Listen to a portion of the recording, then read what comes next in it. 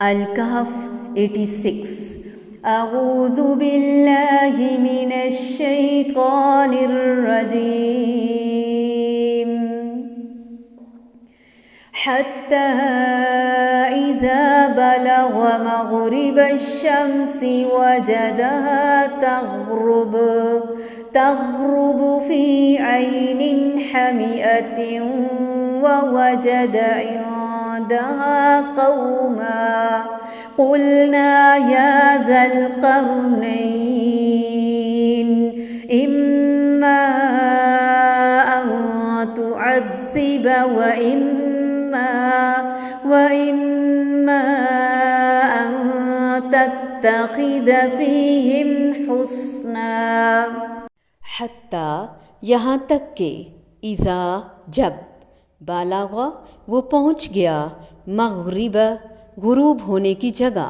الشمسی سورج کے وجدہا اس نے پایا اسے تغرب وہ غروب ہو رہا ہے فی عین ایک چشمے میں حمیئتن سیاہ کیچڑ والے ووجد اور اس نے پایا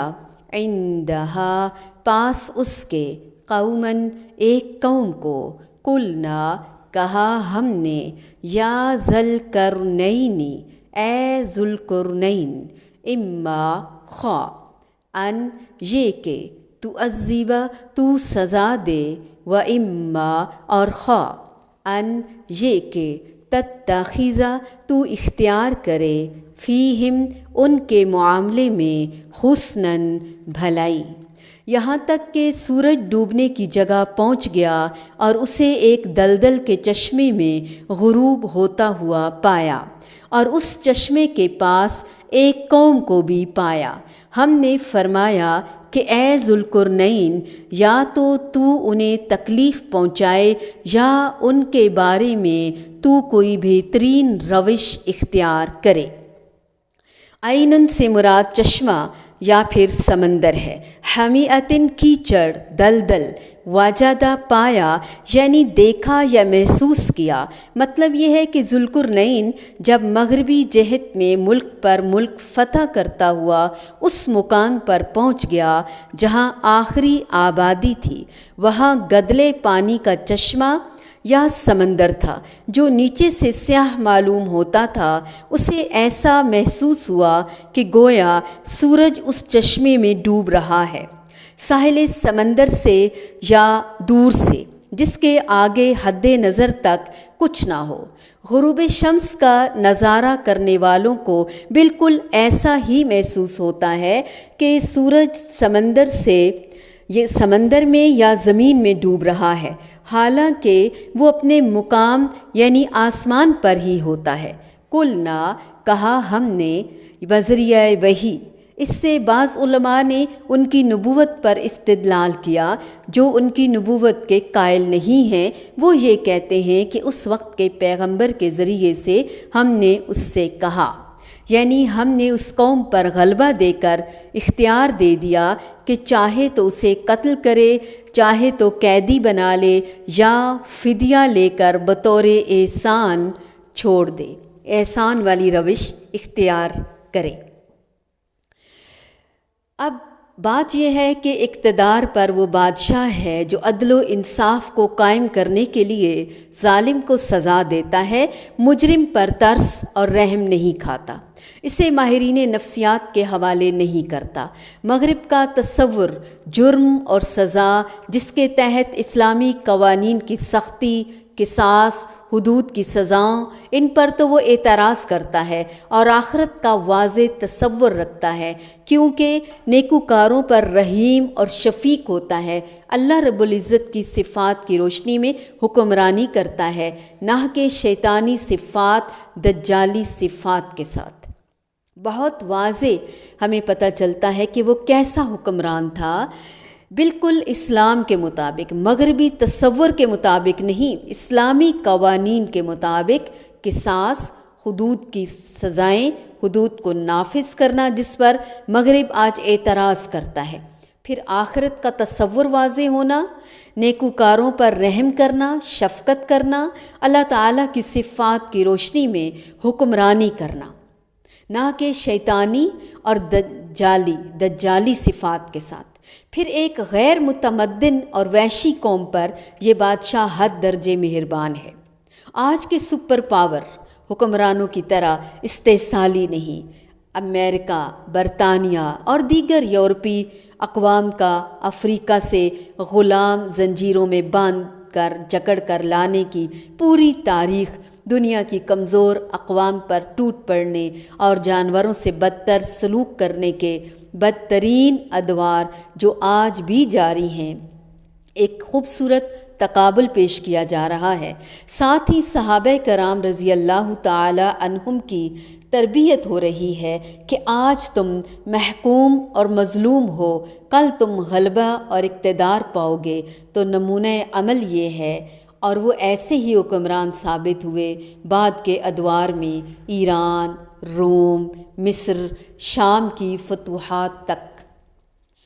تو یہاں اللہ رب العزت ہمیں بہت خوبصورت انداز سے ذوالقرنین کی بادشاہت اور اس کے اسباب اور اس کا بہترین استعمال بتا رہے ہیں کہ اس نے اپنے اقتدار کو مضبوط اور وسیع کرنے کے لیے پوری زمین پر اللہ رب العزت کا کلمہ غالب کرنے کے لیے ایک لمبے سفر کی تیاری کی، اور اس کے لیے درکار افواج، اسلحہ، سامان سفر ساتھ لے کر مغرب کی طرف جہاد فی سبیل اللہ کے لیے نکل کھڑا ہوا۔ راستے میں ہر مقابل کو زیر کرتا ہوا، ہر رکاوٹ کو روندتا ہوا، دور کرتا ہوا زمین کے اس حصے تک جا پہنچا جہاں تک اس وقت آبادی موجود تھی اس وقت، لیکن سفر ممکن نہیں تھا۔ سفر بھی ممکن تھا، اس سے آگے سمندر سے پہلے وسیع و عریض دلدلی علاقہ تھا،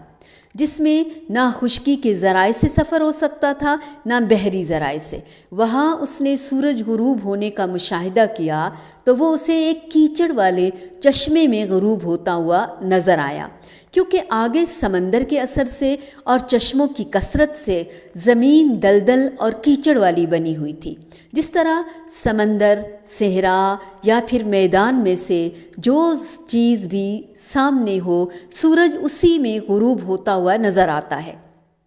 یہ منظر تو ہم نے سے ہر ایک نے دیکھا ہوگا۔ بعض لوگوں نے جو اعتراض کیا کہ قرآن کے مطابق سورج کیچڑ والے چشمے میں غروب ہوتا ہے، انہوں نے غور ہی نہیں کیا کہ قرآن نے ذوالقرنین کا مشاہدہ بیان فرمایا ہے، اور اب بھی دیکھنے والے کو بالکل ایسا ہی نظر آئے گا۔ اصل حقیقت دوسری جگہ بیان فرمائی سورۃ یاسین میں، والشمس تجری لمستقر لہا۔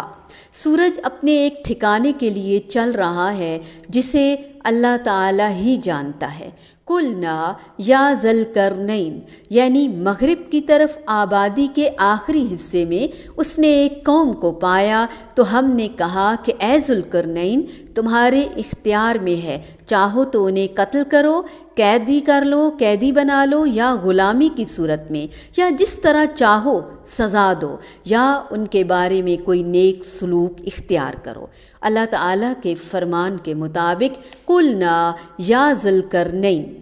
ہم نے کہا اے ذوالقرنین۔ بعض مفسرین نے ذوالقرنین کے نبی ہونے کی دلیل دی، مگر یہ الفاظ اس مفہوم کے لیے صحیح نہیں، کیونکہ یہ بھی ہو سکتا ہے کہ اس کے ساتھ طالوت کی طرح کوئی نبی ہو جس کے ذریعے سے اللہ تعالیٰ نے اسے یہ پیغام دیا ہو، جیسے فرمایا البقرہ میں فَقُلْ نَضْرِبُوهُ بِبَعْضِهَا، تو ہم نے کہا اس پر اس کا کوئی ٹکڑا مارو، یا اس قوم کو مکمل طور پر ذوالقرنین کے اختیار میں دینے کی حالت کو ان الفاظ میں ادا کیا گیا ہو۔ اس لیے اکثر سلف اس کے نبی ہونے کے قائل نہیں۔ البتہ اس میں کوئی شک نہیں کہ وہ اللہ تعالیٰ کا نیک، مخلص اور مجاہد بندہ تھا، جس نے اپنے آرام کو چھوڑ کر ساری زندگی غلبہ اسلام کے لیے جہاد میں صرف کر دی۔